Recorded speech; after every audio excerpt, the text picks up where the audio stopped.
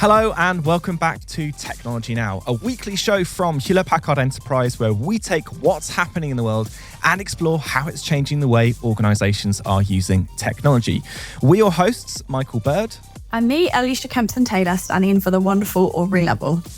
Alicia, thank you so much for co-hosting the show with me as a one-off since Aubrey's out, particularly because you've been working on this show pretty much since the beginning.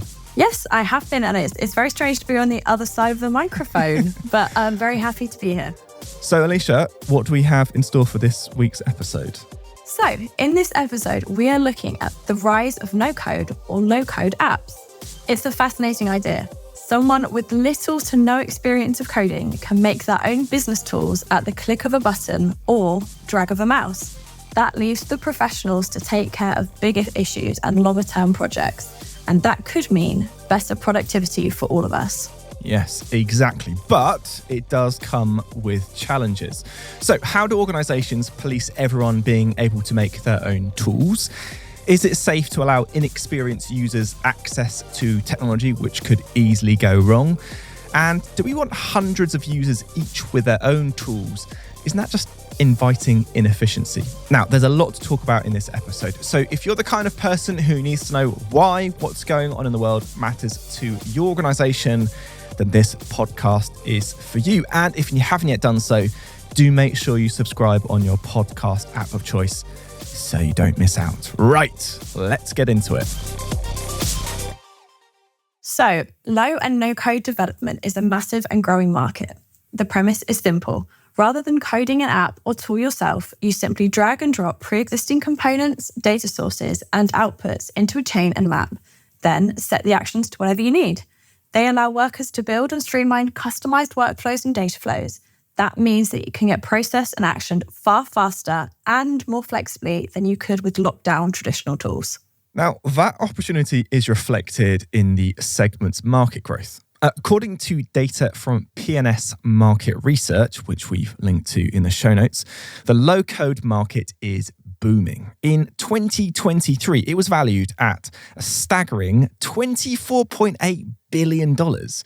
But it's not without its challenges. Giving everyone access to make their own tools creates a form of shadow IT, where everyone uses different workflows and platforms, making it extremely difficult to police what people do with their technology.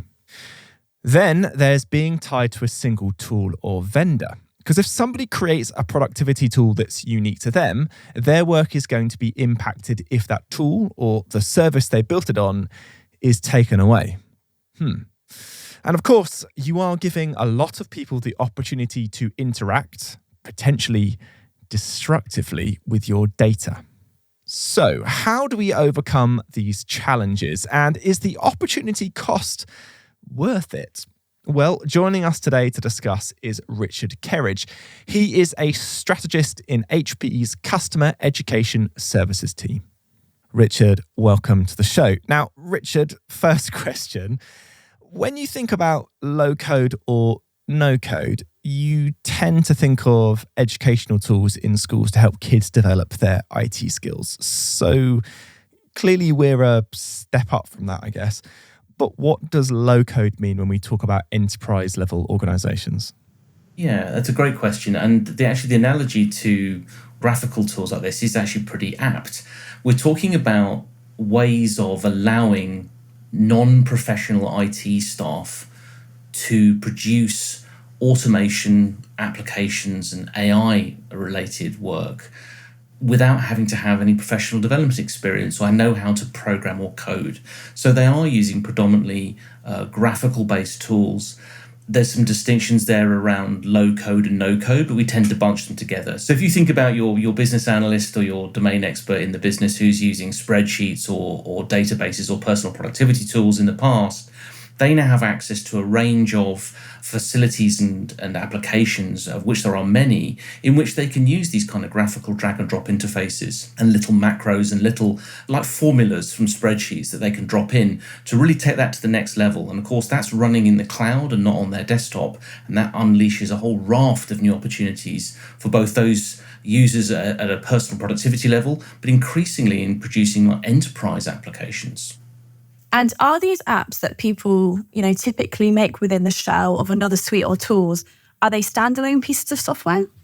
It depends. There is an ability to run some of these things locally, but the use cases that I'm most familiar with and that I've seen most used are really around SaaS-based cloud applications. So these things are normally hosted within some kind of environment that's provided by the low-code or the no-code tool environment to run these snippets of code or these graphical logic diagrams that you're essentially building automations with. So they're normally running in some kind of framework. It's normally some kind of SaaS platform, and it's normally something that's already part of an enterprise company's architecture, but it could be standalone. We are seeing the ability, especially with things like robotic process automation, where there is a lot of low-code engineering going into, where some of those things can be run locally on desktops and moved around like scripts. But increasingly, to get that kind of benefit, to go from just something that I'm doing with a local spreadsheet on my desktop, which has been around forever, to something where I can produce something for my team or for my business, that ability to run it in the cloud is a real game changer. And one of the real benefits of low-code, no-code is that there's no infrastructure for the end user to support here. So, Richard, you've already mentioned a couple, but what kind of opportunities do these low or no-code systems bring about? Yeah, there's a few. I think the biggest one for me is that it's really helping meet that untapped demand for automation apps and other productivity uses, which are currently outstripping IT capacity. Certainly in my world, I'm finding that we use these things to be able to move a lot more quickly. So we're able to get that agility and speed that we won't often get if we're having to engage with a large IT department. And often I think that's not a criticism of IT, and a lot of the time we don't really know what we need. So it allows us to do some experimentation and prototyping. So that agility and speed is really important to us. It also unleashes those domain expertise. If we talk about the very widely talked about IT skills gap and the need for driving automation within IT and digital transformation, if you think about who's going to do all that work, there simply aren't enough IT people out there to do everything that needs to be done here. So by unleashing your domain experts, you're taking non-technical people who know your processes, know what can be automated, know the way that data is created and flows around your organization, and you're allowing them to create applications and automations that really free up IT to work on that more complex stuff. So I think there's an element of really bringing some extra resources to the IT party that weren't there before to really help with digital transformation. And I think as it matures, you can end up in some nice situations that, certainly this is my experience, we're just starting to get into doing fusion development. So we've been doing low code for many years here with these SaaS-based platforms for at least 5 years. We're now getting into a situation where we have a very healthy relationship with our IT department, where we can blend that low-code tech with our IT team, or we can take earlier prototypes that we've built in low-code, and we can then have IT build a bigger, better version where we better understand our requirements. So there's a number of benefits around there, but I think really unleashing those domain experts to move at speed is the big one. On the flip side of that, you're giving non-coders the opportunity to create tools that access your data without really understanding good practice or any data governance. That creates risks and challenges, right? The one that really jumps out is shadow IT, a whole load of tools that aren't sanctioned or even known about by the organization. That is a real risk. Shadow IT has been something that's plagued IT for many, many years. And it is something that's just a fact of life. You aren't going to shut it down. I've worked half of my career in IT and half in the business. So I've been both policing shadow IT and creating it in my career. And it is impossible to stop it from happening. So the challenge here is about how we can deal with shadow IT and some of the things you talk about. There are definite risks here around just letting a low-code environment, or indeed any shadow IT, exist in your business. You mentioned security and data governance. That's increasingly important, with real teeth in privacy regulations and a real concern that businesses will have data leaks or that will inadvertently breach people's privacy or these kind of things, where you've got people who aren't trained in these things producing applications that these days can be quite far-reaching. You've also got a risk around sprawl and technical debt. If left unchecked and ungoverned, you can, of course, like with any shadow IT, have lots of duplication. You can be creating lots of technical debt within your organization without you knowing it. And before you know it, you can end up with a situation where you've got lots of different types of technology and shadow IT running around the place. So yes, a completely ungoverned environment does contain some quite serious risks. And the good news there, I think, is that there are really decent ways to approach all of these challenges, which allow you to look at shadow IT as rather than something that's a threat to your business, but rather as something that you can flip into an advantage for your business. So, Richard, do IT departments sort of understand the nature of this problem? I think IT departments are very aware of data governance and security issues within the organization, and they're very aware of shadow IT. But historically, there's been an awareness that's really around how do they find it so that they can stop it? How do they control it rather than harness it? But what we've found is that this simply creates more creative ways for people to get around them. So that really does seem to be a losing strategy, but it is something that IT have been aware of for years. I think when it comes to low code, they are very aware of these things. It's quite difficult for citizen developers, as we would call people who work with low code, to just stand up their own low code environment. So we're talking about people normally who are using tools that are provided by IT. I think the best informal description I've heard of citizen developers are people who are developing using technology that was essentially unintentionally provided to them. So an IT organization has probably installed some large ERP or some other kind of large SaaS platform to do a number of other tasks, whether it be CRM, whether it be productivity for knowledge workers, that may come with these low-code capabilities within it that now end users are using. So I think IT are very aware of that, but they may not have been aware that when they deployed it, that it was going to be used in this way. So I think there's an element of IT being aware that it's out there, but not very aware about how to deal with it and how to approach the challenges rather than just trying to switch it off, which doesn't normally work. So how do we fix it? I certainly think that training and awareness is a key part. So in education services, we spend a lot of time thinking about how we can give our customers, HPE's customers, the right knowledge and skills that they need to do things in the workplace. And that includes low code and IT around the governance. So there's a couple of things I think I'd point out here that are really important so that you can get that training in place and you can get that governance in place.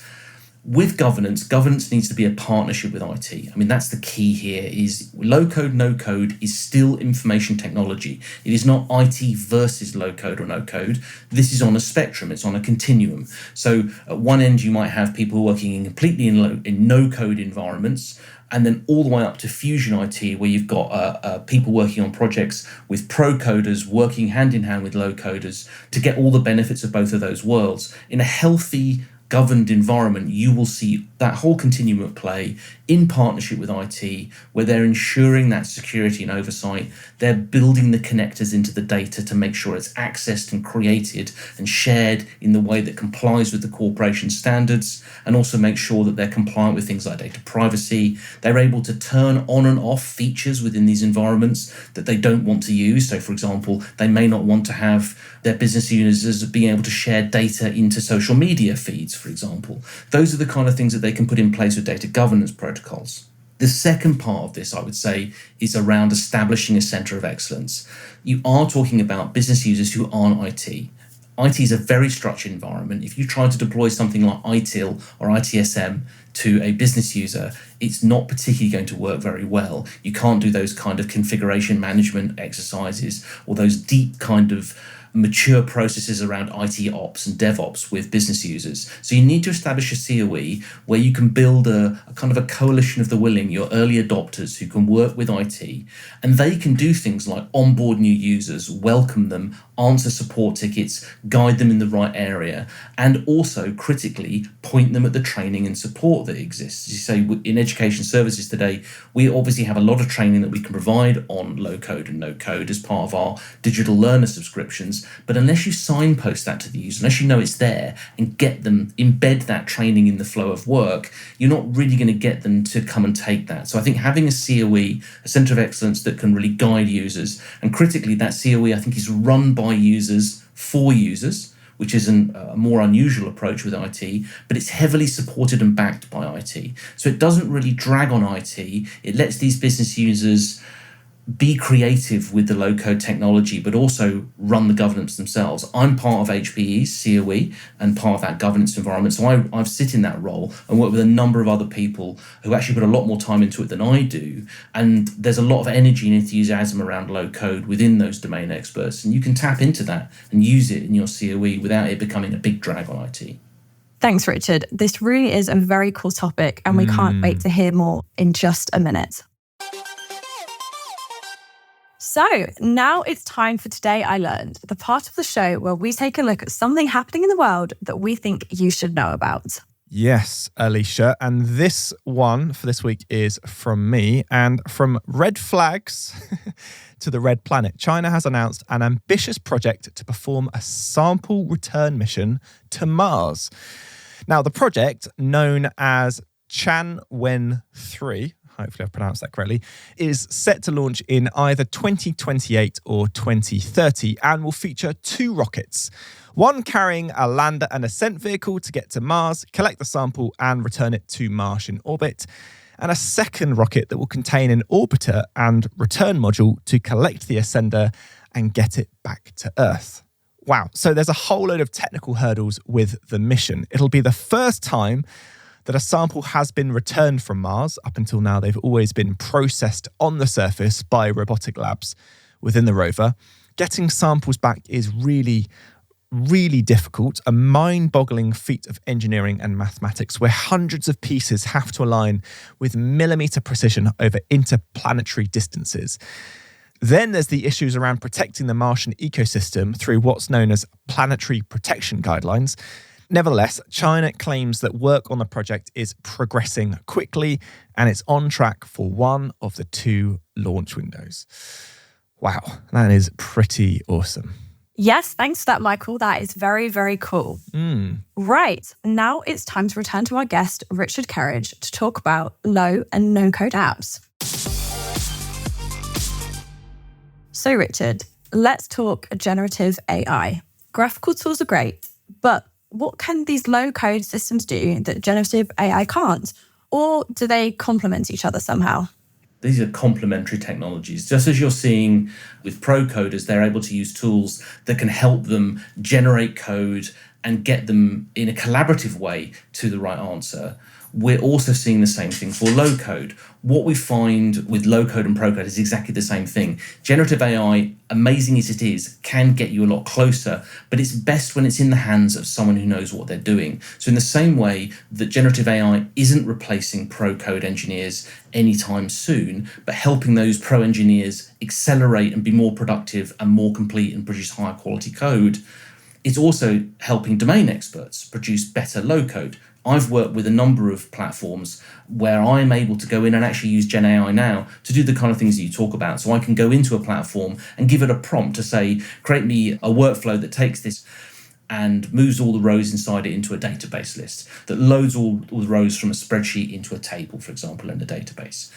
That kind of thing gets me so far. So it'll get me like 80% of the way through, but the specifics of what I'm trying to do in the workflow generally have to be added by the low-code engineer in the same way that the specifics have to be added by the pro-code engineer. So I see that Gen AI is having the same kind of effect on low code as it's having on pro code, but it feels that at the moment we're still a little bit away from the Gen AI having the domain expertise to be able to ask the right question. I think the skill is still there in terms of what are you asking Gen AI? It's still at the moment a very passive technology. You can prompt it, and the skill to which you prompt it generally defines the quality of the output you get. And I think that's true in coding, in low code, and in using Gen AI in general.